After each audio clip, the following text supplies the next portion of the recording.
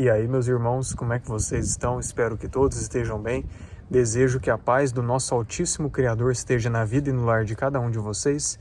E hoje, nesse vídeo aqui, eu quero trazer mais uma reflexão em cima do mundo, da situação que nós estamos vivendo atualmente e o direcionamento que o Criador tem feito. Cada dia mais eu vejo como que está afunilando a separação do joio e do trigo. Não sei se você tem percebido também. Tanto a separação do joio e do trigo, que indica que a colheita final está próxima, como também aquela profecia lá de Apocalipse 22, no verso 11. O impuro que seja cada vez mais impuro, e o santo que continue a buscar a santificação.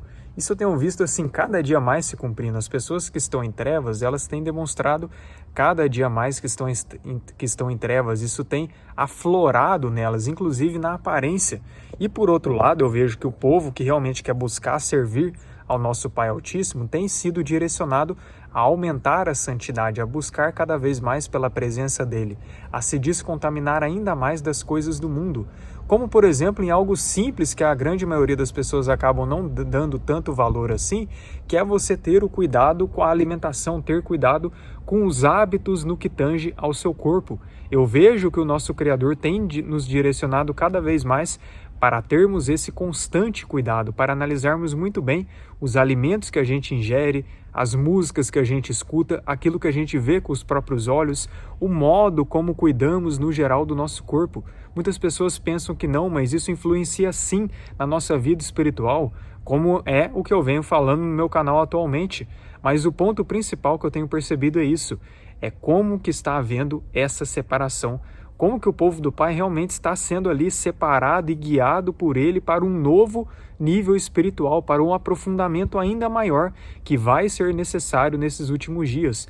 Porque do mesmo jeito que as trevas vão se afunilar nos últimos dias, inclusive as dimensões física e espiritual irão se romper, o Pai, como contraponto de tudo isso, irá capacitar os seus servos para que os mesmos possam suportar a tudo o que está por vir. Então eu creio demais que haverá inclusive poderes das duas partes, tanto poderes daqueles que estão totalmente entregues e imersos nas trevas, daqueles que realmente são em essência das trevas, como também daqueles que são separados, consagrados pelo Pai, aqueles que são selados para o serviço dele.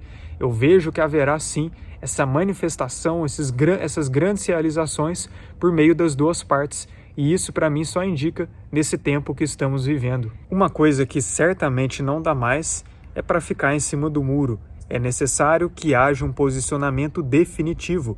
Os mornos serão vomitados da boca do Criador.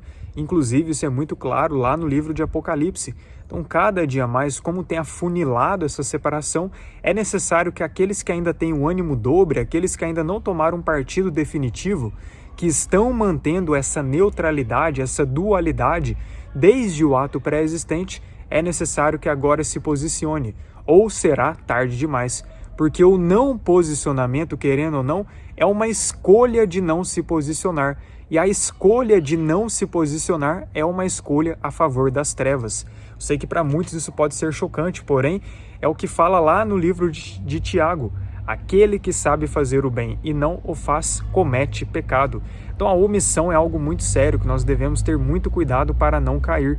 Todos nós devemos constantemente sempre buscar se posicionar a favor da luz, a favor da verdade, e isso nas mínimas decisões, nos mínimos detalhes do nosso dia a dia, que muitas vezes a gente pensa que não faz diferença, mas no fim faz total diferença para o resultado final. Então tome muito cuidado com cada palavra que sai de sua boca, você deve ter muito cuidado com aquilo que você fala, pois há poder nas palavras, e pelas palavras, como diz as Escrituras, nós seremos absolvidos ou condenados. Também é dito que a língua tem o poder sobre a vida e a morte.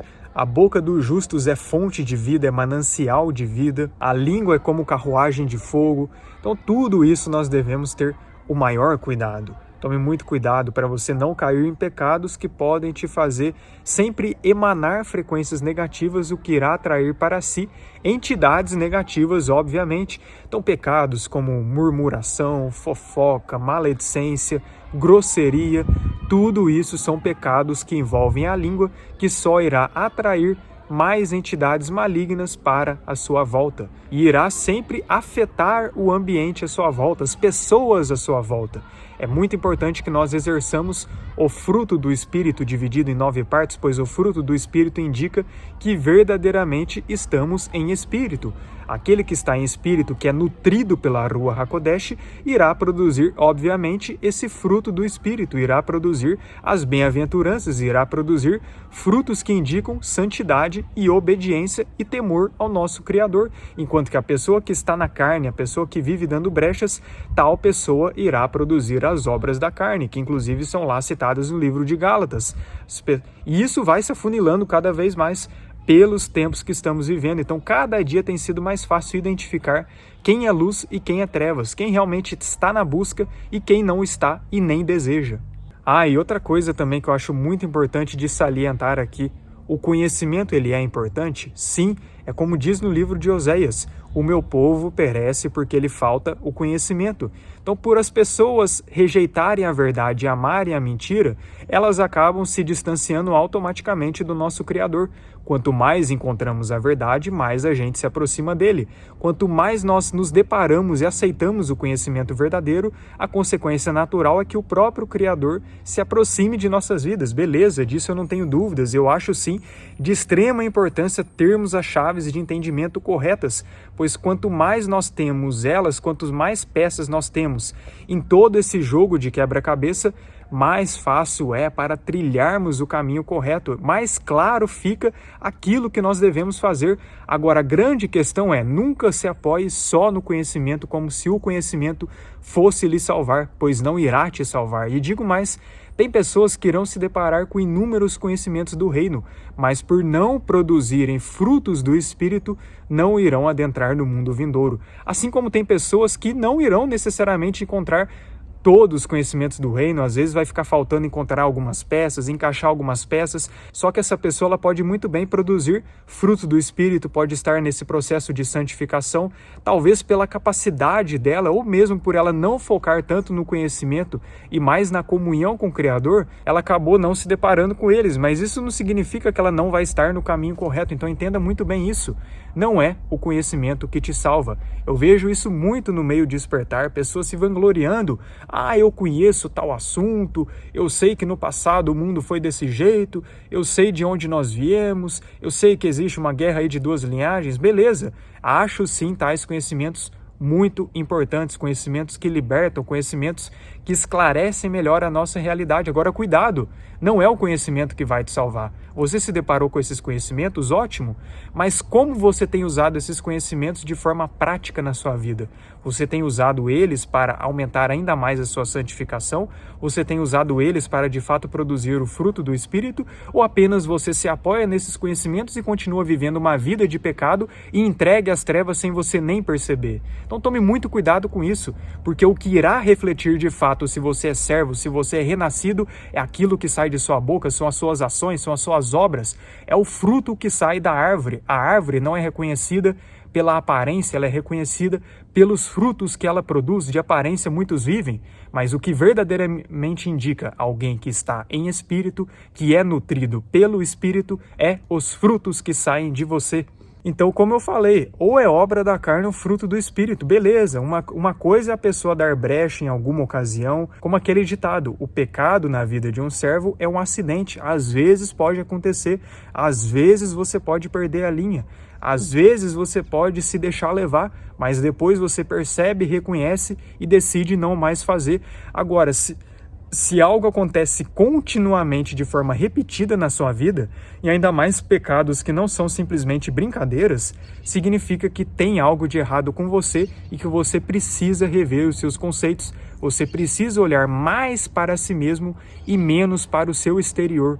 Olhe mais para o seu interior, veja se realmente você está com um coração sem máculas, um coração sem manchas, veja se realmente você não guarda nenhum ódio, nenhum rancor, nenhuma amargura, e se você está com esse coração limpo para receber a frequência e emanação da energia do nosso Criador, veja se a sua mente não está cauterizada em alguma área, porque não adianta nada você ter o coração puro, mas você ter a mente cauterizada. Assim como não adianta você ter a sua mente liberta, mas ter o seu coração cheio de máculas. Você tem que ter tanto o coração quanto a mente transformados, para que aí sim você faça a vontade do Pai, que é boa, agradável e perfeita para a sua vida. É muito importante que nós nos permitamos que essa transformação dentro de nós seja completa e não somente seletiva em algumas áreas específicas. Você realmente quer ser considerado servo? Você quer ser um eleito do Criador, atendendo ao chamado que Ele faz por todos nós por intermédio de Yeshua?